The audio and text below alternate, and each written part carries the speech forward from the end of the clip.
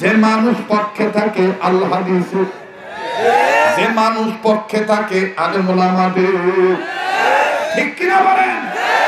বিশ্বাস করো মুসলমান, প্রায় বহুত বছর, 2 যুগ চলে গেল। এই 2 যুগ চিল্লাচিল্লি করে বান্নার টেকনাফ থেকে তেতুলিয়া পর্যন্ত, রূপসা থেকে পাথরিয়া পর্যন্ত, সুন্দরবন থেকে বান্দরবন পর্যন্ত, হাতিবান্ধা, গাইবান্ধা, বাসুরবান্ধা, বাংলাবান্ধা, চেংরাবান্ধা পর্যন্ত, রংপুর টু দিনাজপুর, দিনাজপুর থেকে শরীয়তপুর, কুড়িগ্রাম টু চট্টগ্রাম পর্যন্ত একটি দৃশ্য স্পষ্ট হয়ে গেছে। সারা বাংলার মানুষকে যদি মাদক মুক্ত করতে চাও, সন্ত্রাস মুক্ত করতে চাও, দুর্নীতি মুক্ত করতে চাও, বিশ্বাস করা ক্ষমতাসীন বিরোধী দল কশিন কারো শান্তি কায়েম করা যাবে না যতদিন পর্যন্ত কোরআন সুন্নাহর বিধিবিধান কায়েম না হবে।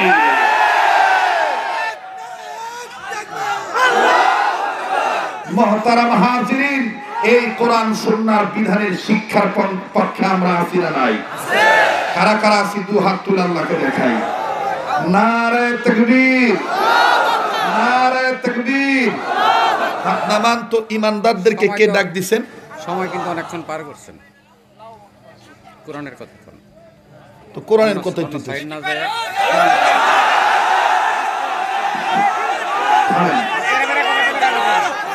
থামেন থামেন, শোনেন, মাদক মুক্ত জীবন গড়তে হলে কোরআন সুন্নাহর শিক্ষা ছাড়া বিকল্প কোনো পথ আছে? বলেন। সন্ত্রাসী কার্যকলাপ বন্ধ করতে হলে সুশিক্ষা, কোরআন সুন্নাহর শিক্ষা ছাড়া বিকল্প কোনো পথ আছে? কিন্তু তো কোরআনের কথাই। কথা বলেন ঠিক কিনা? আল্লাহ তাআলা আমাদের সবাইকে সহিবুল দান করে। আবার বলেন আমিন। তো বলেন তো দেখি, ইমানদারদেরকে ডাক দিয়েছেন কে? খুব খেয়াল করেন, ইমানদারদেরকে কে ডাক দিয়েছেন? ইয়া আইয়ুহাল্লাযীনা আমানু কু আনফুসাকুম ওয়া আহলিকুম নারা।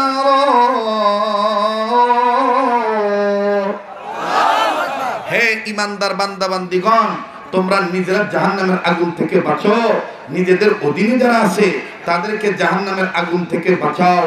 নির্দেশ কার? চিল্লা বলেন কার? নির্দেশ কার? আমার ভাইরা, আল্লাহ ওয়ালাগণ লেখেন, তাফসীর কারকগণ লেখেন, জাহান্নামের আগুন থেকে ইমানদার বান্দাদের নিজেদের বাঁচতে হবে, অপরকে বাঁচাইতে হবে। নির্দেশ আর উম্মতে মুহাম্মাদীদের জাহান্নাম থেকে বাঁচার মাধ্যম হলো মাদ্রাসা শিক্ষা ব্যবস্থা কায়েম করা। সুবহানাল্লাহ বলেন। আপনারা কি একেবারে ভয় পেয়ে চলে যাবেন?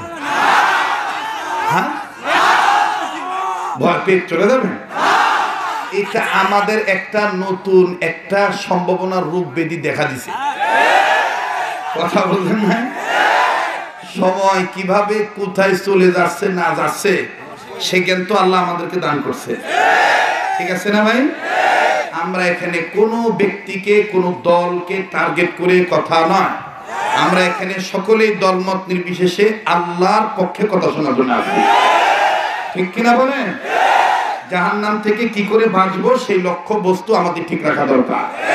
কারণ এই দুনিয়ায় আসল দুনিয়া নয় আমার ভাইরা। সেই কথাটাই আমি আপনাদেরকে জানাতে এসেছি, সেই এলানটা দিতে এসেছি। জাহান্নাম থেকে উম্মতে মুহাম্মাদীদের বাঁচার পথ হলো 4টা। কয়টা? একেবারে বাংলা ওয়াজ সাদা মাঠা। কয়টা? উম্মতে মুহাম্মাদীদের জাহান্নাম থেকে বাঁচার পথ কয়টা? নাম্বার 1 আলেম হওয়া। নাম্বার 1 এই যে ছাত্ররা জুমার নামাজ পড়াইলো, দেখছেন না? এটা কি আলেমদের কাছে না আসলে হইতো? মাদ্রাসা শিক্ষা ব্যবস্থা না হইলে হইতো? তাইলে উম্মতে মুহাম্মাদীদের জাহান্নাম থেকে বাঁচার পথ কয়টা? নাম্বার 1 সবাই বলেন। নাম্বার 2 আলেমের ছাত্র হওয়া। নাম্বার 2 নাম্বার 3 আলেমের কথা শোনা। নাম্বার 3 নাম্বার 4 আলেমকে মহব্বত করা। নাম্বার 4 এই 4 পথের প্রতীক হবে যারা কবরে, হাসরে, মিজানে, সিরাতে তারা খাবে না ধরা। সুবহানাল্লাহ বলেন। এবার বুঝে থাকলে সম্মিলিত কণ্ঠে বক্সিগঞ্জের ভাইরা জবাব দিয়া বলেন তো দেখি, ইমানের দাবি এড়ানোর জন্য বলেন, উম্মতে মুহাম্মাদীদের জাহান্নাম থেকে বাঁচার পথ কয়টা? মুসলমান ভাইরা রে আমার, এই চারটার মধ্যে নাম্বার 1 হলো আলেম হওয়া, নাম্বার 2 হলো আলেমের ছাত্র হওয়া, নাম্বার 3 হলো আলেমের কথা শোনা, নাম্বার 4 হলো আলেমকে মহব্বত করা। এর বন্ধু, আলেম হইলে, আলেমের ছাত্র হইলে, আলেমগণের কথা শুনলে, আলেমদেরকে মহব্বত করলে, দেখেন দুনিয়ায় ফায়দা কি, আখেরাতে মুক্তি কি, আখেরাতে লাভ কি। আরে বাবাজি, আলেমের ছাত্র দ্বারা হইবে দুনিয়ায় তারা সম্মানিত হবে। আমাদের মুহতারাম মুফতি মনির কাসেমি দামাত বরকতুল্লাহ আলিয়া তিনি বলেছেন, এদেরকে যদি দেখতে চাও এরা জান্নাতি লোক, যেরকম সুবহানাল্লাহ। আরে বন্ধু, আরে বাবাজি, উম্মতে মুহাম্মাদীদের জাহান্নাম থেকে বাঁচার পথ হলো 4টা।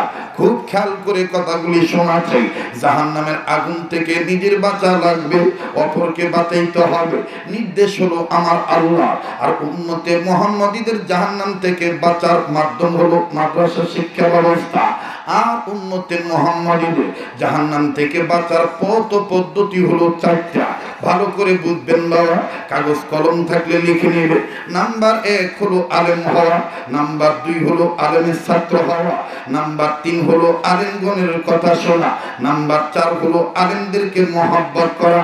আরে বন্ধু, এই 4টা কথা বলতে গেলে ফজরের আজান দিয়ে দিবে। 4টা আমি যাচ্ছি না, 3টা সাবজেক্ট আমি আলেমদের কাছে জমা দিলাম। আপনারা যারা তাফসীর পড়েন, হাদিস পড়েন, আপনারা যারা নিয়মিত কোরআন হাদিস রিসার্চ করেন, এই 3টা কথা আপনারা ভালো করে জেনে নেবেন। আপনারা জানেন, আপনারা এই ব্যাপারে বিজ্ঞ, আপনারা অবশ্যই ওয়াকিফাল।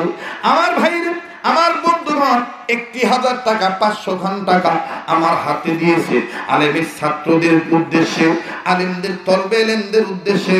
দেখেন বাজান, লাভ লালস আমি আপনাদেরকে বলে দিই বাবাজি, উম্মতে মুহাম্মাদীদের জাহান্নাম থেকে বাঁচার দ্বিতীয় পথ হলো আলেমের ছাত্র হওয়া।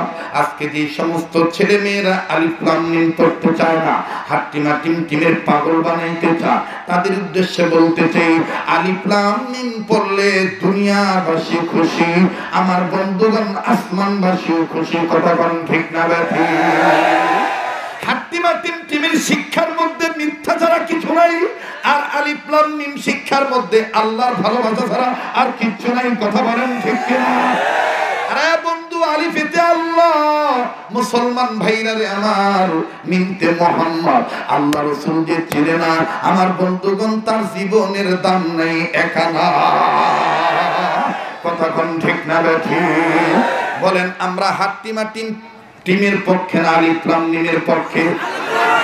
আলিফ লাম মিমের পক্ষে না হাট্টিমা টিমের পক্ষে? আলিফ লাম মিম নিজের ছেলে মেয়ে শিখলে লাভ না লস? দেখেন বাজান কেমন লাভ। মোবাইল থাকলে মোবাইলের মধ্যে রেকর্ড করে নিয়ে যা। এই ওয়াজটা আমার জীবনের শেষ ওয়াজ হইতে পারে, আগামীকালকে আমি মারাও যেতে পারি। অনুরোধ করব প্লিজ বাজান, কোনো প্রকার ছাত্র ভঙ্গ নয়, অল্প সময়ের মধ্যে কথাটা আমি গুছিয়ে আপনাদেরকে নিয়ে ফিনিশিং দিয়ে দোয়া করে চলে যাব। দেখেন, আলিফ লাম মিম পড়লে জাহান্নামের আগুন থেকে নিজের বাপ মা কেমন করে বাঁচে। আরে বাবাজি, এই জমিনের উপরে আসমানের নিচে যত বড় বড় তাফসীরের কিতাব আছে, একখান তাফসীরের নাম হলো তাফসীরে কাবীর। সবচেয়ে বড় তাফসীরের কিতাবের নাম হলো তাফসীরে কাবীর। এই তাফসীরে কাবীর লিখক মাওলানা ফখরুদ্দীন রাজি রাহমাতুল্লাহি আলাইহি লেখে, আল্লাহর একজন পয়গম্বর নিজের কর্ম করার জন্য নিজে যাচ্ছিলেন, নিজে কর্ম করার জন্য যাচ্ছে, আল্লাহর নির্দেশে নিজের কর্ম করার জন্য নিজে যাচ্ছেন। প্রতিমধ্যে একটা কবর দেখলেন, এই কবর থেকে দাউ দাউ করে আগুন জ্বলতে দেখলেন, কবরের ভিতরে ভয়ঙ্কর আযাব হইতেছে। পয়গম্বর কাউকে কিচ্ছু বললেন না, নিজের কর্ম নিজে করার জন্য চলে গেলেন। বাবাজি, শুধুমাত্র পয়গম্বর বললেন, আল্লাহ, এই লোকটা কি এমন মন খারাপ করছে, এই লোকটা কি এমন ভুল করছে, এই লোকটা কি এমন গুনাহ করছে যে গুনার কারণে তাকে তুমি কবরে ভরেছো। মুসলমান ভাইরে, কবর হলো ইমিগ্রেশন কাউন্টার। কবরে যদি কেউ ধরা খেয়ে যায়, সব জায়গায় সে ধরা খেয়ে যাবে। কথা বলেন ঠিক না ব্যাঠি? আরে বন্ধু, কবরে যদি কেউ মাপ পাইয়া যায়, যায় সব জায়গায় সে মাপ পাইয়া যাবে, কবরে যদি কেউ মুক্তি পাইয়া যায় সব জায়গায় সে মাপ পাইয়া যাবে। পয়গম্বর এবার ডাক দিয়ে বললেন, আল্লাহ এই লোকটা কি এমন গুনাহ করছে যে গুনার কারণে তুমি তাকে কবরে এইভাবে ধরেছ? পয়গম্বর আর কিচ্ছু বললেন না, নিজের কর্মের দিকে নিজে চলে গেলেন। আমার ভাই রে, বন্ধুরে, আরে পর্দার মা বোনেরা, কোন দিকে কোনো নজর নাই, কোনো খেয়াল নাই, নিজের দিকে নিজে খেয়াল করে। কে চলে যায় কে বসে দিকে দেখানোর দরকার নাই, নিজের চিন্তা নিজে করে। আপনার কবরে আপনি যাবেন, আমার কবরে আমি যাব। মান আরাফা নাফসাহু ফাকাদ আরাফা রাব্বাহু, যে নিজের চিনল সে আমার আল্লাহরে চিনল, যে নিজের চিনে নাই সে আমার আল্লাহরে চিনে নাই। কথা বলেন ঠিক কিনা? এজন্য নিজের হিসাব নিজে করো মুসলমান ভাইরি। পয়গম্বর নিজের কর্ম যখন শেষ করলেন, এবার আবার যখন ওই রাস্তা দিয়ে আসতেছে, আসার সময় পয়গম্বর ডাক দিয়ে বললেন, আল্লাহ একটু আগে যে কবর আযাব ছিল, এখন আমি এই কবরটা আবার দেখব, এই কবরওয়ালা কোন হালতে আছে। এইবার পয়গম্বর এই কবর দিকে আবার নজর দিলেন, আর নজর দিয়া দেখেন একটু আগে যে কবরে আযাব ছিল গো, এখন আর ওই কবরে কোনো আযাব নাই। কবরওয়ালা জান্নাতের বিছানায় ঘোরায়। আরো আওয়াজ দিয়ে আল্লাহর তাসবিহ পাঠের নিয়তে বলেন না সুবহানাল্লাহ। আরো জোরে বলেন সুবহানাল্লাহ, আবার বলেন সুবহানাল্লাহ। পয়গম্বর ডাক দিয়ে বললেন, আল্লাহ একটু আগে যে কবরে আযাব ছিল, এখন দেখি আর কবরে কোনো আযাব নাই। মাবুদ গো, তোমার নীলা খেলা কেউ বুঝে কেউ বোঝে না। তুমি রাতকে দিন বানাও, দিনকে রাত বানাও, তুমি ধনীরে গরিব বানাও, গরিবরে ধনী বানাও, তুমি রোগীকে সুখী বানাও, সুখীকে রোগী দিয়ে দাও, দুঃখী দিয়ে দাও। বলেন তো দেখি সবকিছুর মালিক কে? আবার বলেন কে? পয়গম্বর ডাক দিয়ে বললেন, আল্লাহ একটু আগে যে কবরে আযাব ছিল, এখন দেখি কবরে কোনো আযাব নেই। এই কবরওয়ালা জান্নাতের বিছানায় ঘুমায়। মাবুদ গো, তোমার দরবারে জানবার চাই, এই কবরওয়ালা কোন কাজের উসিলা মাপ পাইয়া গেল। বাজান আমি আবারও অনুরোধ করে বলবো, খবরদার বেখেয়াল হবেন না। এই তাহাজ্জুদের পূর্বে দেখেন তো দেখি এক ফোঁটা চোখের পানি ফেলাইতে পারেন কিনা। আমার নাকটার মধ্যে ওলি আল্লাহর গ্রাম পাইতেছি। এই মজলিসটার মধ্যে বাজান আমি আপনি গুনাহগার হইতে পারি, কিন্তু কে জানি আল্লাহ ওয়ালা হয়ে বসে আছে। এই একটা লোকের উসিলা আল্লাহ আমাকে আপনাকে মাফ করে দিতে পারো। কথা কোন ঠিক না ঠিক? পয়গম্বর ডাক দিয়ে বললেন, আল্লাহ এই কবরওয়ালার আযাব কোন কাজের বিনিময়ে তুমি মাফ করে দিলা? কোন কাজের উসিলায় তাকে তুমি জান্নাত দিয়ে দিলা? আল্লাহ ডাক দিয়ে বলে, পয়গম্বর এই কবরওয়ালা গুনাহ করিয়া কবরে আসছে, কিন্তু এই কবরওয়ালা একটা সন্তান রেখে আসছে দুনিয়ায়। বাঁধানো কোনো দিকে কোনো খেয়াল নাই, নিজের চিন্তা নিজে করা চাই। আমার আল্লাহ ডাক দিয়ে বলেন, পয়গম্বর এই কবরওয়ালা একটা সন্তান রেখে আসছে দুনিয়ায়। এই সন্তানটা এতদিন কথা বলা শিখে নাই, ইদানিং তার কথা বলা হয়েছে। ইদানিং আমার আল্লাহ তাকে, আমি আল্লাহ তাকে কথা বলতে দিছি। এই বাচ্চাটা যখন কথা বলা শিখলো, ঠিক তখনই তার মা তাকে নিয়ে মাদ্রাসায় ভর্তি করে দিল। আল্লাহু আকবার। তার মা তাকে মাদ্রাসায় নিয়ে ভর্তি করে দিল। আর মাদ্রাসায় ভর্তি হওয়ার পর এই বাচ্চাটা সর্বপ্রথম একটা সবক পড়লো। এই বাচ্চাটার বড় হুজুর এই বাচ্চাটাকে একটা সবক পড়াইলো। আর প্রথম সবক পড়তে যাইয়া এই বাচ্চাটা আমি আল্লাহর দুইটা নাম ধরে ডাক দিল। আমি আল্লাহর দুইটা নাম ধরে যখন ডাক দিল, আমি আল্লাহর আরশে পাক খুশি হয়ে গেল। একটা ডাক দেন না, বলেন না আল্লাহ, আবার বলেন না আল্লাহ। আমি আল্লাহ এই বাচ্চাটার উসিলা করে তার বাপকে মাফ করে জান্নাত দিয়ে দিলাম। পয়গম্বর ডাক দিয়ে বলেন, আল্লাহ ও গো দয়ার আল্লাহ, আল্লাহ এই বাচ্চাটা কি এমন সবক পড়ছে যে এই সবক পড়তে যে তোমার দুইটা নাম ধরে ডাক দিছে, এই সবক আমি জানতে চাই। মুসলমান ভাইরা আমার, জামালপুরের বাবারা, বকশীগঞ্জের বাবারা, এই সবকটা এই মাদ্রাসাতেও পড়ানো হয়। এই সবকটা আপনিও জানেন। আমি অল্প সময়ের মধ্যে কথাটা ফিনিশিং দেয়া এই তাহাজ্জুদের পূর্ব মুহূর্তে আপনাদেরকে নিয়ে আমি দোয়া করব। তবে দোয়া করার আগে মুসাফির হালত নিয়ে আবারও বলছি, এই সবকটা সম্বন্ধে আমার আপনার জানা দরকার। পয়গম্বর এই কথা বলে আর চোখের পানি ছেড়ে কান্দে। আল্লাহ ডাক দিয়ে বললেন, পয়গম্বর তুমি কেন কান্দো?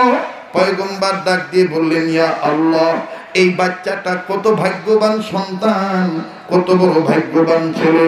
এই বাচ্চাটাকে উসিলা করে তার বাপ মা পেয়ে গেল। মুসলমান ভাইরা আমার, আমি আপনি এরকম ভাগ্যবান ছেলে হইলাম কিনা একটু চিন্তা ফিকির করা দরকার।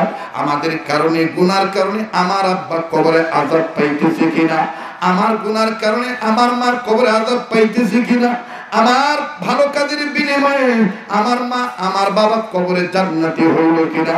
বাবাজি, আমার বন্ধুরে, আমার ভাইরা, আজকে যদি আমি আপনি যদি মা বাবার জন্য দোয়া করি, আমি আপনি যদি মা বাবার জন্য কান্নাকাটি করি, আমি আপনি যদি মা বাবার জন্য রুহের মাগফিরাত কামনা করে দোয়া করি, মনে রাখবেন আমার আপনার সন্তানরাও আল্লাহর কাছে আমার আপনার জন্য দোয়া করে কান্নাকাটি করবে।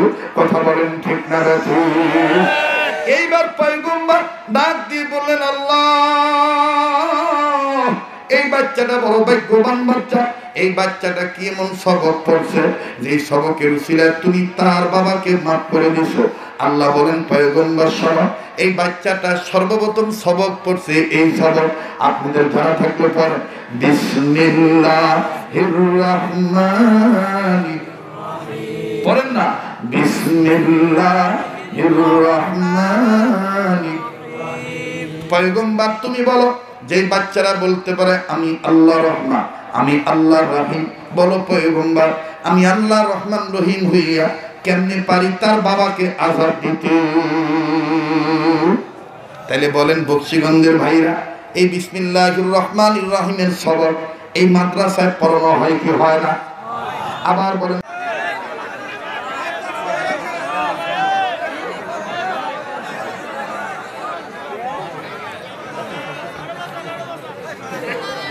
আমি আবারও সালাম দিচ্ছি। মাইকের সাউন্ড আরো বাড়বে, টনটা চিকন হবে, ভলিউম বাড়বে, বাস মোটা হবে। আমি আবারও সালাম দিচ্ছি, সালামের জবাব সবাই দেবেন ইনশাআল্লাহ। আসসালামু আলাইকুম ওয়া রাহমাতুল্লাহ।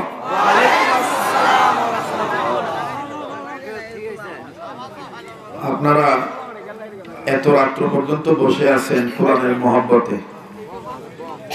ভাই বসেন। আপনারা কি ঘন্টাখানিক সময় দিবেন? এই যে ভাই সোজা হয়ে বসেন। আমি কোনো ডিস্টার্ব পছন্দ করি না। এই যে ভিডিও ম্যানরা তাড়াতাড়ি করেন, লড়াচড়া বন্ধ করেন, আর ক্যামেরা এমন ভাবে ফিট করেন আমার ভাইদের যেন আমার দেখতে কষ্ট না হয়। জি, আর তোমরাও আছো, কি দেহ আমার এত দেহ তো মন ভরে না। যারা মোবাইল উঁচা করে রাখছো, মোবাইল গুলা নামাও, মোবাইল নিচে নামায়া ওলামাদের চেহারা দেখো। আমি আজকে আমার জীবনে ঐতিহাসিক একটা কাজকর্ম, যেটা সারা জীবন মন থাকবো, এটা হইল, আপনারা জানেন যে এই মাহফিলটা একটা মাদ্রাসার উদ্যোগে, তাই না? আমাদের শ্রদ্ধেয় বড় ভাই উস্তাজুল আসাতিজা, যিনি দর্শি আলেম, সাহিবুল ইলম এবং আহলে ইলম, আহলে দ্বীন, আহলুল্লাহ, হযরত মাওলানা মুফতি মনিরুল ইসলাম কাসিমি দামাত বরকাতুল আলিয়া,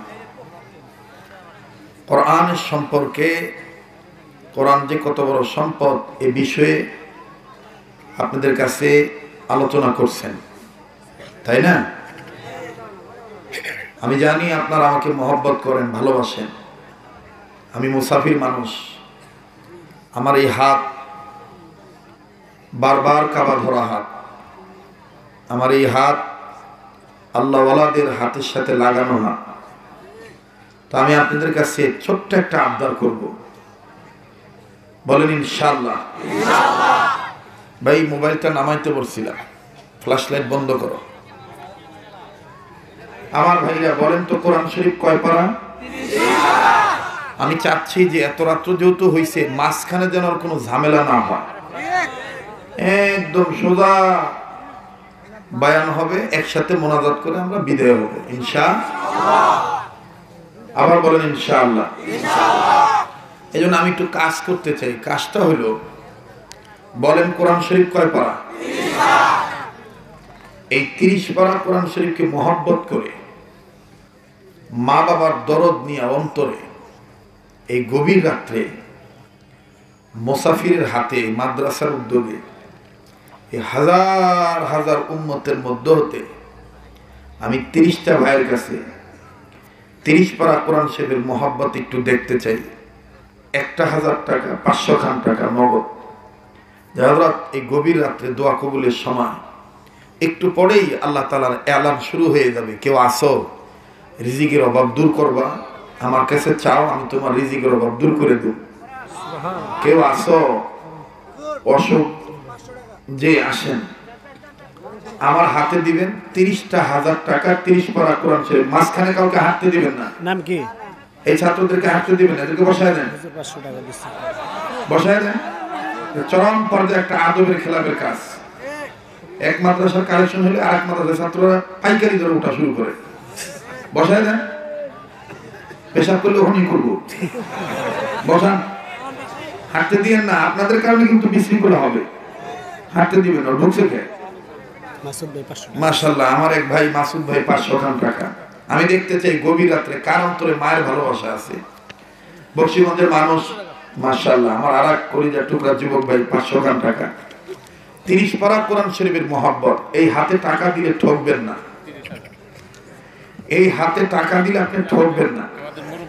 মাশাআল্লাহ, মঞ্চে উপস্থিত আছেন সম্মানিত মুরব্বী মহোদয়, তিনি 500 খান টাকা দিয়েছেন। 30 পারা কোরআন শরীফের মহব্বত আমি দেখতে চাইছি। আসেন না, আপনি আল্লাহর রাস্তায় কদম দিবেন, আল্লাহ আপনাকে মাফ করে দেওয়ার জন্য আগায় আসবে। আসেন, ইয়াকিন করে আসেন, এই হাতে টাকা দিলে ঠকবেন না। আমি মাদ্রাসার দরদ নিয়ে আপনাদের কাছে চাইছি। জীবনে কোনোদিন জামালপুর শেরপুর অঞ্চলে আমি মাহরুম হই নাই, আজও মাহরুম হব না ইনশাআল্লাহ। দেখতে চাই কোন মায়ের সন্তানের অন্তরে মায়ের দরদ আছে। মাশাআল্লাহ, আমার আরেক ভাই 500 খান টাকা। 1 পারা কোরআন শরীফকে মহব্বত করে 1000 টাকা। কোন বন্ধু যদি থাকেন যে হযরত আমি 1000 টাকা আপনার হাতে দিচ্ছি, আপনি আমার জন্য দোয়া করবেন।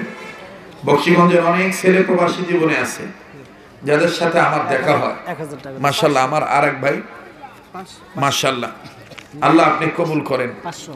জি, আমার আরেক ভাই 500 খান টাকা, আল্লাহ আপনি মঞ্জুরি দিয়ে দেন। বলেন আমিন। আপনারা কি বলেন? 30 পারা কোরআন শরীফের মহব্বত হবে না? এই সম্মান রক্ষা করার মালিক কে? আসেন, একটা নিয়ত করে আসবেন। যারা আসতেছেন একটা নিয়ত করে। 500। অনেকের সন্তানাদি হয় না, অনেকের ছেলেরা মাদকের জীবনে চলে গেছে, তাদের জীবনকে সফল। মাশাআল্লাহ, আরেক যুবক ভাই 500, আল্লাহ আপনি কবুল করেন। আপনি কি? যে একটা নিয়ত করে দিবেন। 500। আহারে দেখেন, 500। আমার এই যুবক ভাইয়ের কাছে যা ছিল মিল দিল করে সম্ভবত বন্ধুদের কাছ থেকেও নিছে, নিয়ে দুমড়ে মুচড়ে 500 টাকা আমার হাতে দিছে। 1000 টাকা দিছো। যে আমার আরেক